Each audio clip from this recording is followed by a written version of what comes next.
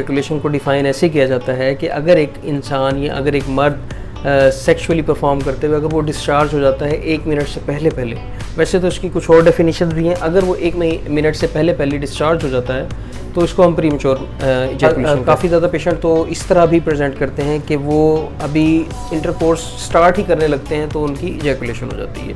तो बेसिकली इस चीज़ को हम प्रीमेच्योर इजैकुलेशन लेबल करते हैं। अब हम डिस्कस कर लेते हैं कि कौन सी ऐसी चीज़ें हैं जिसको हम प्रैक्टिस करके अपनी जो टाइमिंग है इसको बेहतर कर सकते हैं। सबसे पहले नंबर पर आता है आपकी जो डाइट है। डाइट कैसी है? डाइट अपनी अच्छी से अच्छी रखें। डाइट के अंदर मुख्तलिफ एलिमेंट्स होते हैं, आपको अंदाज़ा है, और उन एलिमेंट्स में से एक एलिमेंट है जिंक का।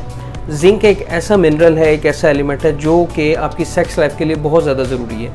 चाहे वो आपकी टेस्टोस्टेरोन की प्रोडक्शन हो, चाहे वो आपकी स्पर्म की क्वालिटी की हो, या स्पर्म की क्वालिटी हो, स्पर्म की प्रोडक्शन। इसके अलावा प्रीमेच्योर इजैकुलेशन के अंदर भी इसका काफ़ी बेहतर रोल